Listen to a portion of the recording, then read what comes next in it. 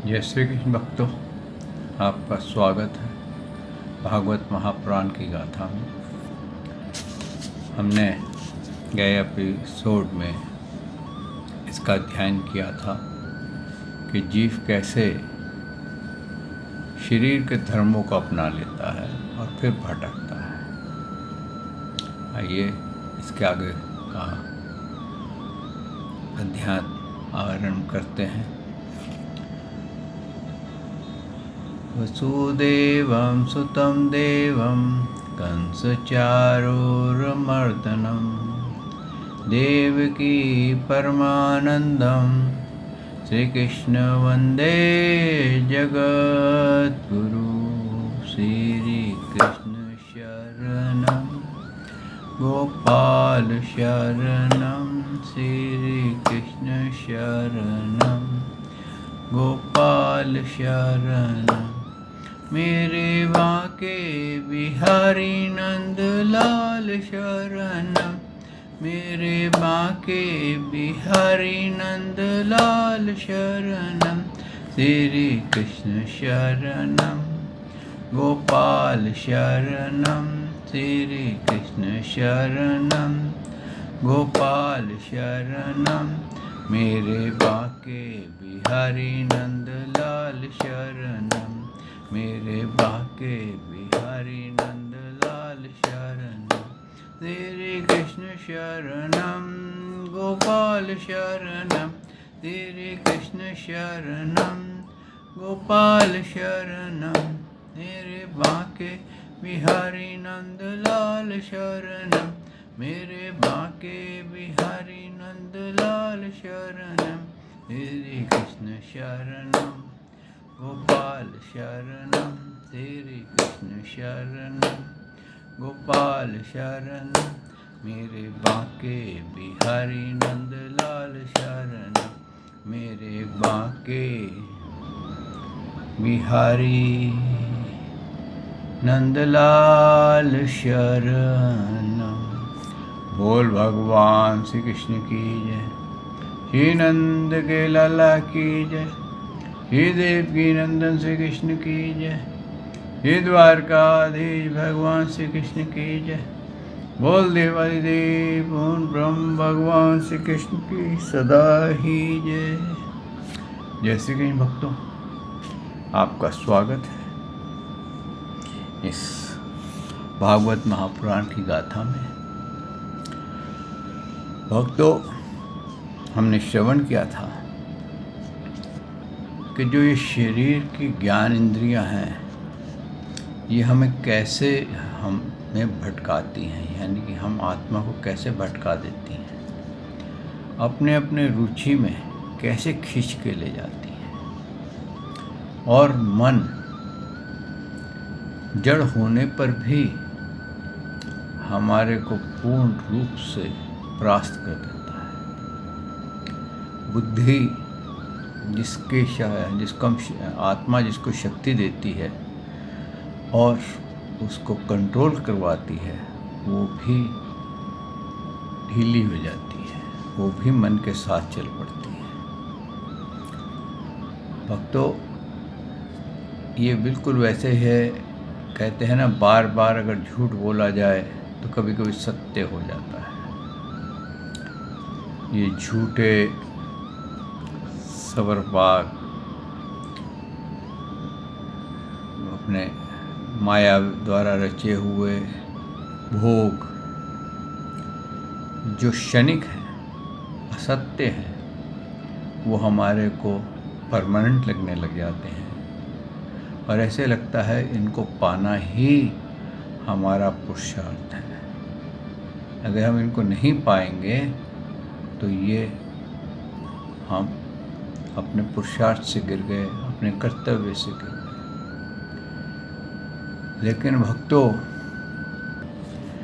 लेकिन भक्तों होता क्या है कि हम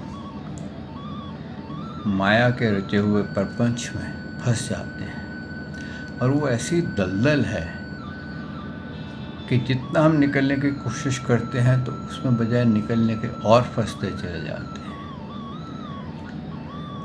चाहे वो परिवार हो, चाहे काम धंधा हो, कोई भी कार्य हो, कहीं न कहीं अहंकार हमें उस दलदल में और फंसाने में शामिल हो जाता है और हम उस अहंकार के आदमी हार जाते हैं।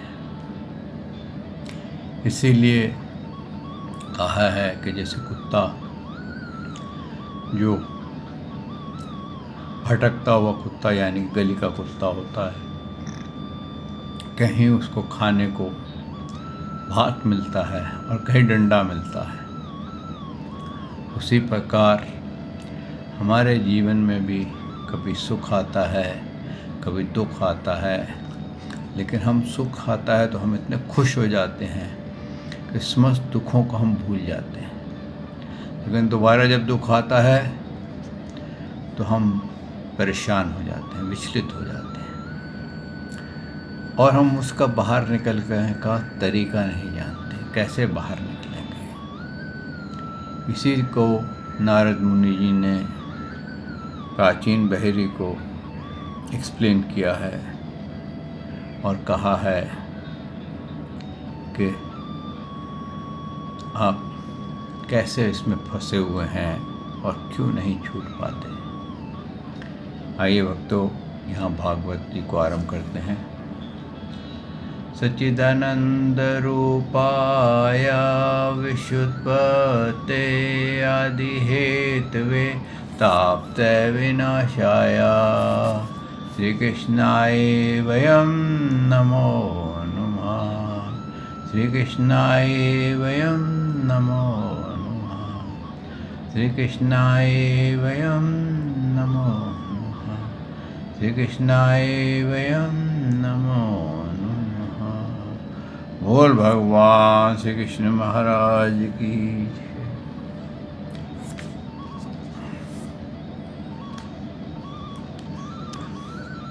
श्री नारद मुनि जी कहते हैं, राजन, जिस अविद्या के कारण परमात्म स्वरूप आत्मा को यह जन्म मरण अनर्थ परंपरा प्राप्त हुई है, उसकी निवृत्ति गुरु स्वरूप श्री हरि में सुदृढ़ भक्ति होने पर ही हो सकती है। यहाँ पर नारद जी ने बहुत स्पष्ट कहा है कि जिसके कारण हम यहाँ पर फंसे हैं, इस संसार सागर में फंसे हैं, और ये संसार सागर माया में क्यों है? क्योंकि इसकी हर वस्तु का अंत हो जाता है। बच्चा पैदा होता है, उसकी मृत्यु निश्चित हो उसी वक्त हो जाती है जैसे ही वो गर्भ में होता है। गर्भदान होते ही मृत्यु का भी उसमें डेट लग जाती है कि ये डेट को इसकी मृत्यु हो। और उसको जितने भोग मिलते हैं, अगर भोग सच्चे हैं तो हमारे साथ जाने चाहिए। हकीकत क्या होती है कि भोग तो छूटते हैं और भी बहुत सारी वस्तुएं छूट जाती हैं, यहाँ तक कि अपना शरीर भी छूट जाता है। जिस शरीर के लिए हमने ये भोग एकत्रित किए थे, जिस शरीर के सके संबंधी परिवार के लिए भोग एकत्रित किए थे, कभी कभी वही परिवार, वही सके संबंधी ही हमारे विरोधी हो जाते हैं और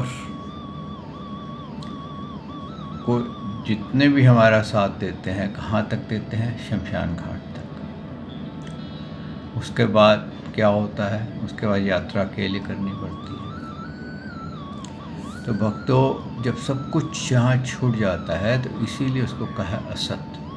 जो चीज़ सत्य है वो सदा आपके साथ रहेगी। तभी कहा है ना, एक सच्चा नाम जो सदा आपके साथ रहेगा, आपके साथ जाएगा। आप जितना उस प्रभु का नाम जपेंगे, उतना आपके साथ वो नाम की शक्ति आपके अंदर बनी रहेगी। आपके पापों के विरोध में वो लड़ती रहेगी और आपको कष्ट नहीं होने देगी। और यही उन्होंने कहा है कि ये जन्म मरण का जो चक्कर है, ये कब तक नहीं छूटता जब तक कोई अच्छा गुरु जो सत्य ज्ञान जानता हो, जो ये जानता हो कि किसकी पूजा करनी चाहिए, किसकी नहीं करनी चाहिए, सृष्टि से पहले कौन था, आज सृष्टि में कौन है और सृष्टि के बाद कौन रहेगा, और किसकी पूजा करने से इस जीवन मृत्यु की निवृत्ति हो सकती है, यानी कि हम इसे पार जा सकते हैं। तो उन्होंने कहा है श्री हरि। श्री हरि कौन है? भगवान श्री कृष्ण। देखिए हर स्थान पर भागवत में श्री कृष्ण का ही जिक्र आएगा। आगे उन्होंने क्या कहा है? भगवान वासुदेव में एकाग्रता पूर्वक समायक प्रकार से किया हुआ भक्ति भाव ज्ञान और वैराग्य का आविर्भाव कर देता है। राजसे यह भक्ति भाव भगवान की कथाओं के आश्रित रहता है, इसलिए जो श्रद्धापूर्वक उन्हें प्रतिदिन सुनता या पढ़ता है उसे बहुत शीघ्र ही उसकी प्राप्ति हो जाती है। राजन, यह भगवत गुणों को कहने में और सुनने में तत्पर विशुद्ध चित्त भक्तजन रहते हैं। उस साधु समाज में सब और महापुरुषों के मुख से निकलने वाले श्री मधुसूदन भगवान के चरित्र का शुद्ध अमृत अनेकों नदियाँ बहती रहती हैं। जो लोग अतृप्त चित्त से श्रवण तत्पर अपने कर्ण कुहारों द्वारा उस अमृत का चक्कर पान करते हैं, उन्हें भूख प्यास भय शोक और मोह आदि कुछ भी बाधा नहीं पहुंचा सकते। हाय स्वभावतः प्राप्त होने वाला इस क्षुधा पिपास आदि विघ्नों को सदा गिरा हुआ जीव समुदाय श्री हरि की कथा अमृत से प्रेम नहीं करता। क्या हो गया है कि जीव जो है उसके पास समय ही नहीं होता है, कथामृत सुनने का समय नहीं होता उसको। बस यही होता है कि मैं यहाँ से इस कार्य में चला जाऊँ, वहाँ से मेरे को इतना धन मिल जाएगा, मेरे को इतनी दक्षिणा मिल जाएगी, इतना मेरे को ज्ञान मिल जाएगा, और बस उसको कहते हैं ना जोड़ने में, हर चीज़ इकट्ठी करने में ही लगा रहता है। लेकिन यहाँ पर क्या कहा है कि जो कथा अमृत जो है, जो इसमें डूब जाता है उसको भूख प्यास कुछ नहीं लगती, हर वक्त वो सुनता ही रहता है। जैसे राजा परीक्षित थे, 7 दिन सुखदेव मुनि जी ने श्रीमद् भागवत गाया था, और 7 दिन में उनको बोला था कि देखो मैं तो सन्यासी हूँ, मेरे को तो आदत है कि मैं भूख प्यास से रह सकता हूँ, क्योंकि मैं व्रत करता हूँ और भगवान की तपस्या करता रहता हूँ, मेरा शरीर बना हुआ है। तो राजा, तुम्हारा शरीर गृहस्थी का है, तुम राजा थे, तुम्हारे को भूख प्यास लग जाती है, इसलिए तुम चाहो तो मैं कुछ समय के लिए कथा को रोक देता हूँ और तुम जा कर के कुछ भोजन कर लो, कुछ जल पी लो, थोड़ा फ्रेश हो जाओ, और फिर इसको आगे बढ़ाएंगे। तो राजा ने कहा कि जो कथा अमृत आप पिला रहे हैं मेरे को, राजा परीक्षित ने कहा जो कथा अमृत आप मेरे को पिला रहे हैं वो ऐसा कथा अमृत है प्रभु कि भूख प्यास तो क्या, मेरे को अपने शरीर का भान भी नहीं है। मुझे ये भी भान नहीं है कि मैं 7वें दिन मेरे को तक्षक काटेगा। मैं इसमें इतना डूब चुका हूँ, इतना आनंद आ गया है, ये तो मेरे को ऐसा लग रहा है मैं प्रभु के चरणों में पहुँच गया। तो इसलिए जब भी कथा सुनने से या आपको कथा पढ़ने से ये लगे कि मैं तो इसको एक बार बहुत बार पढ़ चुका हूँ, इसको सुन चुका हूँ, मेरे को तो ये सब पता ही है, अब ये क्या कहेंगे, क्या आता है, तो आप समझ लीजिए आप अपने द्वार को बंद कर रहे हैं। इसीलिए मैं आपसे कहता हूँ भक्तों, भागवत को एक बार नहीं अनेकों बार पढ़िए।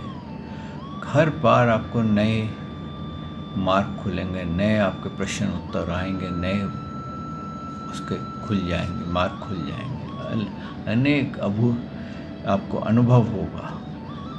अनुभव होगा कि मैं कुछ दिव्य शक्ति के साथ इस भागवत को श्रवण कर रहा हूँ। आप कभी बोर नहीं होंगे, और एक बार कहते हैं इसका नशा लग गया ना तो आप रोज़ पढ़ने बैठ जाएंगे, और जब विश्राम होगा आप फिर इसको शुरू कर लेंगे। ऐसे ही गीता है, एक बार गीता का नशा लग जाए ना तो आप रोज़ गीता उठा करके बैठ जाएंगे, लेकिन आपका मन नहीं भरेगा। जिस दिन आपका मन लगे कि मेरा मन बस हो गया, भर गया, अब इससे ज़्यादा कुछ नहीं है, उस दिन समझ लेना कि आपका पतन होने वाला है। आप भगवान श्री कृष्ण का नाम जिसे आनंद ही आनंद है, उनकी कथाएं जिसमें इतना आनंद है कि कभी जीव तृप्त हो ही नहीं सकता।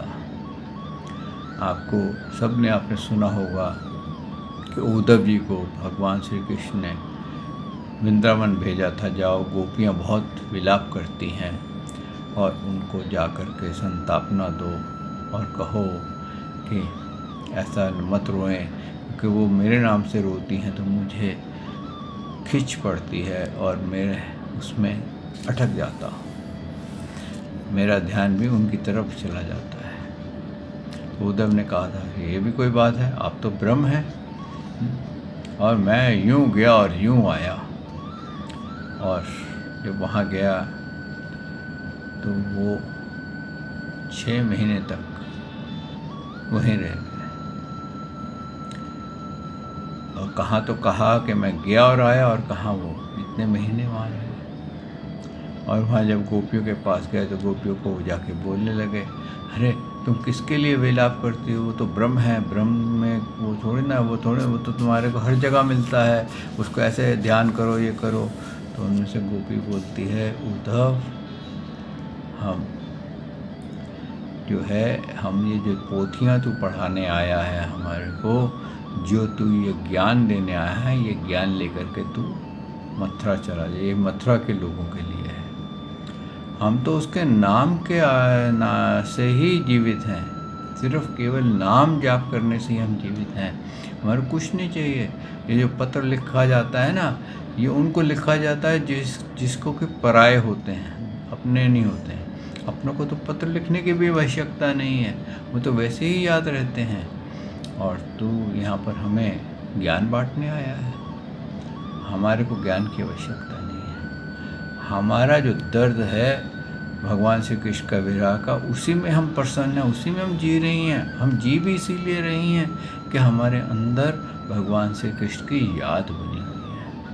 तो उद्धव ऐसा घबराया, बोलता है, हे कृष्ण आपने मुझे कहाँ भेज दिया, ये तो मेरा ज्ञान का मटिया मेल कर दिया इन्होंने। मैं समझ नहीं पा रहा कि गोपियाँ इतनी ऊंचाई में हैं, इतनी उच्च कोटि की भक्त हैं। मैं तो इनको सोचता था कि ये अज्ञानी है, लेकिन ये तो उस भक्ति की बात कर रही हैं जिसको कि मैं भी नहीं समझ सका। तो भक्तों, ये होती है भक्ति। और जब तक ऐसी भक्ति नहीं जागृत हो जिसके लिए भगवान श्री कृष्ण के बारे में तड़प ना उठ जाए, तब तक आप समझिए कि कुछ इस माया के विषय, कुछ इस मृत्यु लोक के विषयों ने आपको घेरा हुआ है। आगे नारद जी कहते हैं, साक्षात प्रजापतियों के पति ब्रह्मा जी, भगवान शंकर, स्वयंभू मनु, दक्षादि प्रजापतिगण, सनक आदि नैष्टिक ब्रह्मचारी, मारीच, अत्रि, अंगिरा, प्लुत्स्य, पुला, कृत, भृगु, वशिष्ठ और मैं, ये जितने ब्रह्मवादी मुनिगण हैं, समस्त वांग्मय के आदिपति होने पर भी तप, उपासना और समाधि के द्वारा ढूंढ ढूंढ करके हार गए, फिर भी उस सर्व साक्षी परमेश्वर को आज तक ना देख सके। इसीलिए कहते हैं ना, देखिए इतने बड़े बड़े प्रजापति, बड़े बड़े ईश्वर के रूप, उन सब ने समाधि लगाई, हवन किए, बहुत कुछ किए, बहुत सारे भक्ति के मार्ग ढूंढे, लेकिन उनको भगवान नहीं मिले। क्यों नहीं मिले? क्योंकि वो भगवान को ढूंढ रहे थे अहंकार के जरिए कि हम ये कार्य करेंगे, भगवान हमारे को मिल जाएंगे। लेकिन भगवान नहीं मिले, क्योंकि अंदर क्या था, उनके थोड़ा सा अहंकार बाकी था। इसीलिए उन्होंने कहा है कि जो प्रेम में भक्ति करता है, कभी गिनती नहीं करता है। तभी कहते हैं ना, माला आप फेरते तो क्या 108 मन के गिनते हो? तो 108 मन के जो गिनते हो तो आपको गिनती कर रहे हो कि भगवान मैंने तेरे नाम के इतना नाम जप लिया है। कहते हैं, इसीलिए कहते हैं कि उसके गिनने की क्या आवश्यकता, उसको सांसों की माला में फेरो, उसका लाभ अलग होगा। क्यों? कि भगवान को आप गिनती करके बता रहे हो कि मैंने इतनी बार तेरा नाम ले लिया। भगवान तो आपके अंदर बैठे हैं, उनको तो पता है कि आपने कितनी बार नाम ले लिया, क्या नहीं किया। इसीलिए ये ज्ञान कहाँ से आता है भक्तों? ये ज्ञान आपको भागवत पढ़ने से, आपको गीता पढ़ने से आता है। आगे क्या कहा है? वेद भी अत्यंत विशुद्ध है, उसका पार पाना हंसी का खेल नहीं है। अनेकों महानुभावों ने उनकी आलोचना करके मंत्रों में बताया हुआ व्रजहस्तवादी गुणों से युक्त इंद्र आदि देवताओं के रूप में भिन्न भिन्न कर्मों द्वारा यद्यपि उस परमात्मा का ही यजन करते हैं, तथापि उसके स्वरूप को वो भी नहीं जानते। हृदय में बार बार चिंतन किए जाने पर भगवान जिस समय जिस जीव पर कृपा करते हैं, उस समय वह लौकिक व्यवहार एवं वैदिक कर्म मार्ग की बहुमूल आस्था से छुट्टी पा जाते हैं।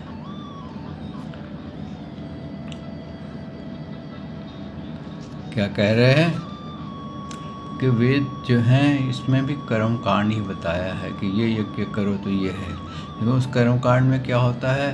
फल का उद्देश्य है। जैसे मीराबाई जी थी, मीराबाई जी की जब शादी होकर के गई तो उनकी सासू माँ ने बोला कि देवी को प्रणाम कर, तुझे कुछ मिलेगा। तो उन्होंने प्रणाम नहीं किया। तो सब सोचने लगे, अरे ये तो बहुत घमंडी है, भगवान श्री कृष्ण की भक्तियानी होने का मतलब ये थोड़ी ना कि तू देवी का अपमान करेगी। तो उनसे पूछा सब ज्ञानियों ने कि भाई तुमने क्यों प्रणाम नहीं किया? कहे देखिए, इन्होंने कहा कि देवी को प्रणाम कर तुझे कुछ मिलेगा, तो इसका क्या मतलब हुआ? ये व्यापार हो गया कि मैं प्रणाम करूँगी और देवी मुझको देगी। अगर ये मुझसे कहती कि देवी आदरणीय है, इनको प्रणाम कर, तो मैं 2 बार करती, लेकिन इन्होंने कहा कि तुझे कुछ मिलेगा। तो इसका मतलब मैं प्रणाम करूँगी और बदले में मुझे कुछ मिलेगा। तो मैं ऐसा व्यापार नहीं करती, क्योंकि मेरे को भगवान से व्यापार करना नहीं आता। मैं तो भगवान श्री कृष्ण का नाम भी सांसों में गिन लेती हूँ, मेरे गिनती नहीं करती, मालाएं नहीं फेरती। तो यही होता है भगवान के प्रति प्रेम। आगे क्या कहा है? नारद जी ने कहा, भृष्मन, तुम इन कर्मों से परमात्म बुद्धि मत करो, ये सुनने में ही प्रिय जान पड़ते हैं, परमात्मा को तो स्पर्श भी नहीं करते। ये जो परमार्थवत दिख पड़ते हैं, इसमें केवल अज्ञान ही कारण है। जो मलिनमति कर्मवादी लोग वेदों को कर्म पर बताते हैं, वे वास्तव में उसका मर्म नहीं जानते।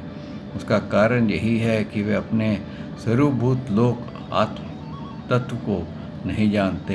ये साक्षात श्री जनार्दन भगवान विराजमान है। पूर्व की ओर अगर भाग वाले कुशाओं को संपूर्ण भूमंडल में आच्छादित करके अनेकों पशुओं का वध करने से तुम्हें बड़े कर्म अभिमानी और उद्यत हो गए हो, किंतु वास्तव में तुम्हें कर्म या उपासना किसी की भी रहस्य का पता नहीं है। वास्तव में कर्म तो वही है जिससे श्री हरि प्रसन्न किया जा सके, और विधि भी वही है जिससे भगवान में चित्त लगे। श्री हरि संपूर्ण देहधारियों के आत्मा, नियामक और स्वतंत्र कारण है, अतः उनके चरणों में ही मनुष्य को एकमात्र आश्रय है, और उन्हीं से संसार में सबका कल्याण हो सकता है। जिसकी अनुमात्र भी भय नहीं होता, वही उसका प्रियतम आत्मा है। ऐसा जो पुरुष जानता है वही ज्ञानी है, और जो ज्ञानी है वही गुरु एवं साक्षात श्री हरि श्री कृष्ण है। देखिए यहाँ पर इन्होंने क्या कहा है। कई लोग क्या करते हैं कि भाई हम ये कार्य करेंगे, कई लोग बलि देते हैं चाह करके, और सोचते हैं कि देवी माँ खुश हो जाएंगी, देवी माँ खुश होंगी तो भगवान खुश हो जाएंगे। तो वो नारद जी कहते हैं ये जो कर्म कांड जितने भी करते हैं कि हमें ये वस्तु प्राप्त हो जाए, या हमारे लिए ऐसा करने से ये लाभ हो जाए, तो ऐसा कुछ लाभ नहीं। ये सब आपको, जितने भी आप कर्म कांड कर रहे हैं, अगर किसी वस्तु के लिए आप कोई भी कार्य करते हैं, ऐसे कई लोग होते हैं वो शनिवार को शनि मंदिर जाएंगे तेल चढ़ाने के लिए, बॉम्बे में सिद्धिविनायक जाते हैं, अनेकों प्रकार के अलग अलग विचार हैं, अलग अलग विश्वास हैं। तो वो कहते हैं कि अगर आप किसी कामना से कोई भक्ति करते हैं तो उसका कोई लाभ नहीं है, उसका कहीं पर भी कोई लाभ नहीं होता। और जो कामना से किए हुए कर्म कांड होते हैं, कोई कहता है कि मेरा ये कार्य हो जाएगा तो मैं भागवत कराऊंगा, कोई कहता है मेरा ये काम हो जाएगा तो मैं इतने संतों को भोजन कराऊंगा, और वो सोचता है कि मैंने भागवत कराई, मैंने संतों को भोजन कराया, तो मेरा जो बेड है वो भगवान के 7 वाले रूम में लग गया। तो उसमें कुछ भी ऐसा पॉसिबिलिटीज़ नहीं होती हैं जिससे कि ये कहा जा सके कि भाई उसको मोक्ष मिल जाएगा। ऐसी जितनी भी भक्ति है, जो लोग यात्राएं करते हैं, अलग अलग करते हैं, जब तक इसके वो नहीं है भगवान, वो कहते हैं कि भगवान तो आपके हृदय में ही बैठे हैं, कहीं दूर नहीं है। अगर आप सच्चे मन से भगवान की भक्ति करेंगे तो भगवान आपके हृदय में ही प्रकट हो जाएंगे, आपको कुछ करने की आवश्यकता नहीं रहेगी। और भक्ति वो करनी चाहिए जिससे कि मनुष्य मात्र का कल्याण हो, जिससे कि उसके कर्मों से उसकी छुट्टी हो, जिससे कि वो भोगों से छूटे, वो भक्ति करनी चाहिए। वो ज्ञान सुनना चाहिए जिससे कि हमारे कर्म अच्छे हो जाएं, इस काबिल हो जाएं कि अगर हम कम से कम अगर उच्च लोकों में ना जाएं तो दोबारा मनुष्य योनि में ही रह जाएं।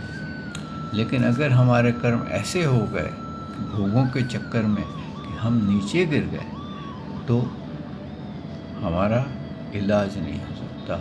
और वो बोले कि जब हमारे को भगवान की भक्ति हम करते हैं तो प्रभु हम पे बहुत कृपा करते हैं, और उन्हीं की कृपा से ही हम भगवान को प्राप्त कर लेते हैं। और उसी की भक्ति करनी चाहिए, उसी का जानना चाहिए, उसी परमात्मा को जानने की कोशिश करो जो सृष्टि में भी है, सृष्टि के बाद भी रहेगा और सृष्टि से पहले भी था। बाकी आप जिसकी भी भक्ति करते हो तो आप उसमें एक प्रश्न देखिए कि ये भक्ति करने से मुझे क्या होने वाला है, यानी कि मैं किधर जा सकता हूँ। अगर आप देवताओं की भक्ति करते हैं तो भगवान ने क्या कहा है कि देवताओं की भक्ति करने वाला स्वर्ग में जाता है, जैसे पुण्य समाप्त होते हैं वापस मृत्यु लोक में आ जाता है। अगर आप पितरों की भक्ति करते हैं तो पितरों में वो जो भक्ति करने वाला है वो पितरों में उसकी आत्मा जाती है, पितरों के पास रहती है, वहाँ सोमपान करती है और आनंदित रहती है। क्योंकि देखिए ऐसा होता है, अगर बालक अपने माता पिता के घर पे आए और माता पिता के घर में आकर के उसको आनंद मिलता है। कभी भी आप देखिए, अगर आपके माता पिता हैं, आप उनके घर जाएंगे तो आपको आनंद मिलेगा, आपको लगेगा जैसे मैं सब कष्टों से हट गया हूँ। लेकिन हो तो कोई आनंद कितनी देर का है, कुछ देर बाद आप कहेंगे अच्छा पिताजी मैं ज़रा काम पे होके आता हूँ, अच्छा मैं जा रहा हूँ। या पिताजी की ही मृत्यु हो गई तो आपको वहाँ से विरह हो जाएगा। इसी तरह से आप भूतों की पूजा करेंगे तो आप भूत प्रेतों की योनि में जाएंगे। लेकिन जब तक आप पूजा कर रहे हैं तब तक आप कुछ चमत्कारी वस्तुएं दिखाएंगे, लोग आपके आगे पीछे चलेंगे, अरे ये तो बहुत चमत्कारी आदमी है, इसने भगवान को पा लिया, ये तो कहता तो गिलास उड़ के आ जाता है, ये हो जाता है, वो हो जाता है, अनेकों चक्कर में आप चले जाएंगे। ऐसे ही आप कि जिसकी भी पूजा करेंगे आप उसी को ही प्राप्त होंगे। तो आप ये निश्चय कीजिए कि जिसकी मैं पूजा कर रहा हूँ, इसकी पूजा करने से मैं कहाँ जाऊँगा। अगर मैं इसकी पूजा हर वक्त कर रहा हूँ तो कहाँ जाऊँगा, क्यों, क्या मैं जीवन मृत्यु से पार चला जाऊँगा, ऐसा तो नहीं है इसकी पूजा कर रहा हूँ, इसकी पूजा में है मेरे को 4 जन्म लगेंगे जीवन मृत्यु से पार होने के लिए।